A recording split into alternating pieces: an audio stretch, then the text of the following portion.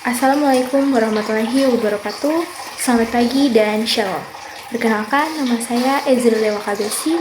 Saya merupakan mahasiswa Universitas Kristen Indonesia Maluku pada Fakultas Kesehatan Prodi Ilmu Perawatan dengan NPR 12 11 42 0125 0051. Di sini saya akan menjelaskan mengenai anatomi dan fisiologi dalam sistem pernapasan. Namun sebelumnya, saya akan menampilkan sebuah gambaran atau video singkat tentang apa itu sistem pernapasan.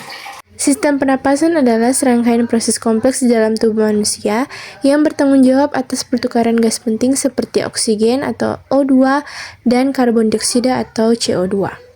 Nah, setelah mengetahui definisi dari sistem pernapasan, saya akan menjelaskan anatomi dan fisiologi dari sistem pernapasan tersebut. Dalam sistem pernapasan, saluran nafas terbagi menjadi dua, yaitu saluran nafas bagian atas dan saluran nafas bagian bawah. Saluran pernapasan bagian atas yang pertama adalah hidung. Hidung juga dikenal dengan nasal, yakni pintu masuk utama dari udara ke dalam sistem pernapasan. Hidung terdiri dari dua lubang udara yang disebut dengan rongga hidung atau kapilasi. Dalam rongga hidung atau kapilasi terdapat selaput lendir atau mukosa yang berfungsi untuk menangkap benda asing yang masuk lewat saluran pernapasan.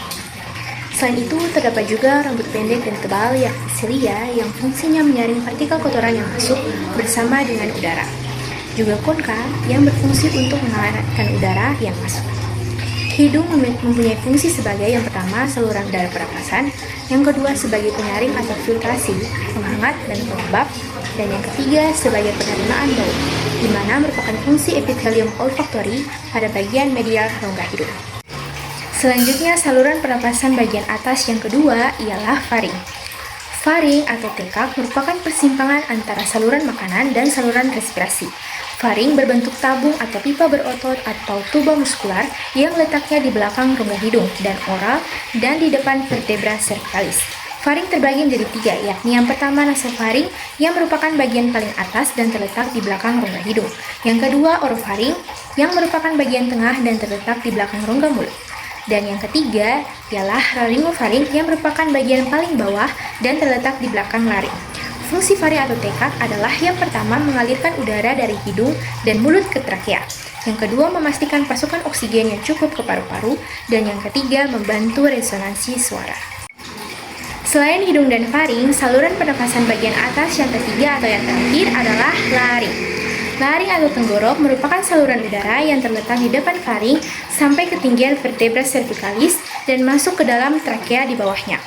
Laring juga dikenal sebagai kotak suara karena dapat memproduksi suara lewat pita suara. Laring memiliki dua pita suara yang membuka saat proses bernafas dan menutup untuk menghasilkan suara. Suara dihasilkan karena getaran pita yang disebabkan oleh udara yang masuk melalui glotis.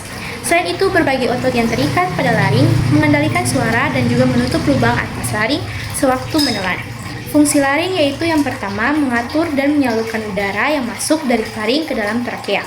Yang kedua, membentuk dan menghasilkan suara. Dan yang ketiga, melindungi jalan nafas terhadap masuknya makanan dan cairan ke saluran pernapasan. Kemudian, terdapat 5 saluran pernapasan bagian bawah. Di antaranya, yang pertama adalah trakea. Trakea atau batang tenggorokan merupakan saluran udara tubular yang mempunyai panjang kurang lebih 9 cm dengan lebar 2,5 cm. Trakea terletak pada ketinggian vertebra thoracalis kelima. Trakea tersusun atas 16-20 lingkaran tak lengkap berupa cincin tulang rawan yang diikat bersama oleh jaringan fibrosa dan yang melengkapi lingkaran di sebelah belakang trakea. Selain itu, trakea bersifat fleksibel sehingga mampu mengalami kontraksi dan kembali mengalami relaksasi ke ukuran semula. Fungsi dari trakea antara lain yang pertama sebagai tempat melintasnya udara setelah melewati saluran pernapasan bagian atas yang membawa udara bersih, hangat, dan juga lembab.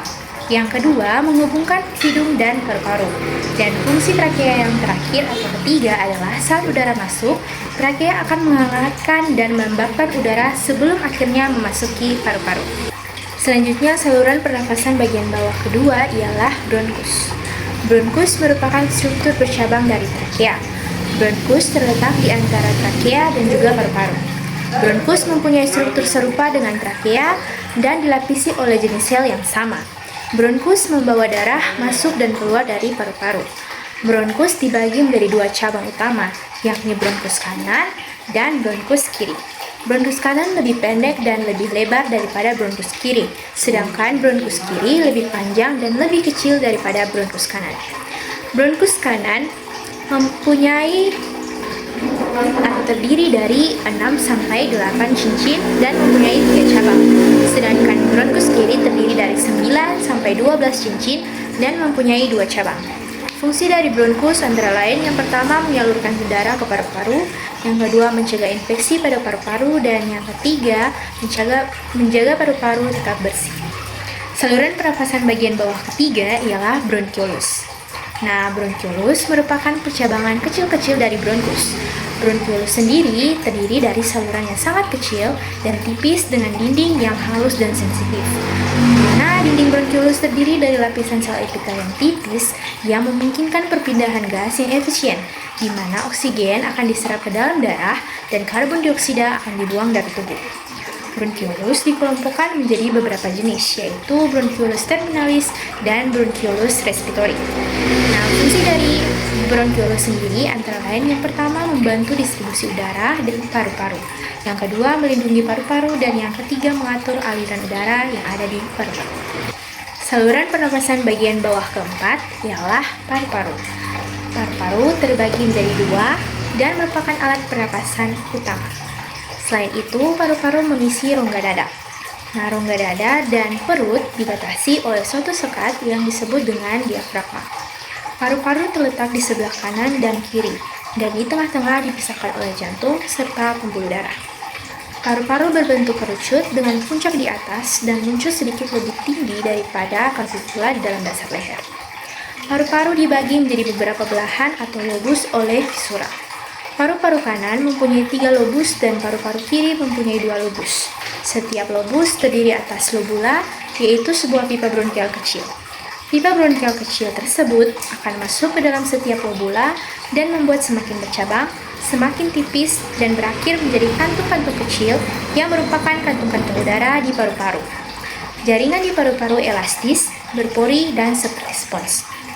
Fungsi dari paru-paru sendiri yang pertama sebagai tempat pertukaran oksigen dan karbon dioksida di dalam darah, dan yang kedua sebagai penjaga keseimbangan asam rasa tubuh.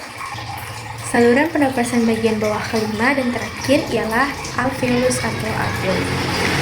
Alveolus atau alveoli merupakan saluran akhir dari sistem pernapasan. Di dalam paru-paru terdapat kantung udara sebagai tempat difusi gas. Permukaan alveolus berupa gelembung-gelembung udara dilengkapi kapiler darah sehingga memungkinkan terjadinya difusi gas. Pada bagian alveolus terjadi pertukaran oksigen dari udara bebas ke sel-sel darah dan karbon dioksida dari darah ke udara bebas. Pertukaran ini terjadi secara difusi yang berhubungan dengan kapiler-kapiler darah. Pada paru-paru terdapat kurang lebih 300 juta alveolus atau alveoli. Nah, fungsi dari alveolus atau alveoli yaitu yang pertama sebagai tempat pertukaran gas antara udara dan darah dan tempat penyimpanan darah sementara. Sekian dan terima kasih.